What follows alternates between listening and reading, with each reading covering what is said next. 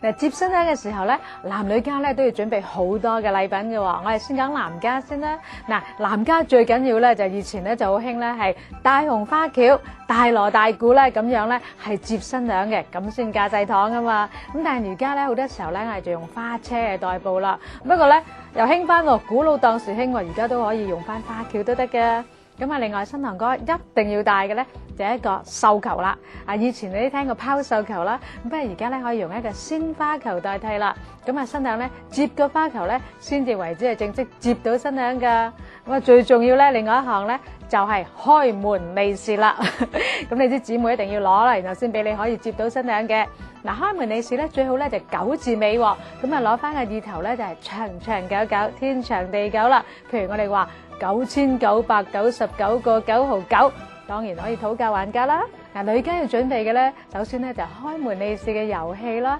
咁啊，點解我哋會玩遊戲咧？因為我哋攞翻個意頭啦。因為玩遊戲期間咧，我哋有歡笑聲、拍掌聲啦，咁樣咧越開心咧，咁我哋就話旺丁旺宅又旺財嘅。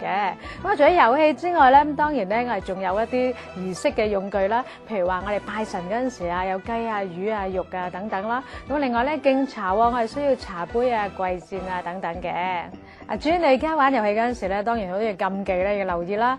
咁譬如首先咧，我哋要留意下新郎哥嗰個背景啦。譬如舉個例子，新郎哥咧佢係做三行啊或者建築嘅咧，最怕咧就掂到咧女性嘅內衣褲啦。咁如果你用到呢啲嚟到做嗰個道具咧，咁就唔係太好啦。咁啊，另外都要留意下新郎哥嘅身體狀況喎。譬如舉個例子，新郎哥咧就係個胃咧就唔係太好嘅。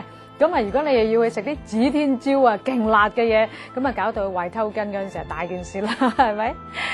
好啦，咁啊，仲有咧嗰個時間嘅方面嘅控制啦。因為你知我哋傳統婚禮咧就好着重咧吉時啊、空時啊嗰啲嘢啦。咁啊，新娘咧一定咧要喺吉時出門咧，同埋咧係過門去男家嘅。咁如果嗰啲姊妹喺度討價還價、講開門利是，唔晒吉時咧，喺空時入到男家咧，哇，咁啊又係唔好啦。玩完遊戲咧，過晒關之後咧，跟住咧就敬茶啦。嗱，我哋敬茶都好多禮儀咧要留意嘅喎。咁啊，首先我哋睇下究竟係跪禮啊，定話係企禮啦。咁啊，通常咧，如果我哋敬俾父母啊同埋長輩咧，我哋係跪禮嘅。但係如果有啲平輩嘅咧，咁我哋可以咧係企禮就得噶啦。咁啊，比較簡單啲啦。咁啊，另外要值得留意嘅咧就係咧，我哋敬茶嗰陣時咧，通常咧會好多咧係珠寶首飾咧係送俾一對新人嘅。咁啊，謹記一定要即時咧係戴起啲珠寶首飾嘅喎。咁因為如果你唔戴起佢咧，就表示咧一係你就唔中意送禮俾你嗰個人，又或者咧你唔中意嗰件首飾，咁啊真係唔好噶啦，即係表示你冇禮貌啦。所以記得要即刻戴起佢，咁就攞翻個意頭啦。咁啊，敬完茶之後咧，我哋可以出門咯噃。咁啊，出門咧又有個儀式咧，好重要嘅就係我哋咧要開起把紅遮嘅。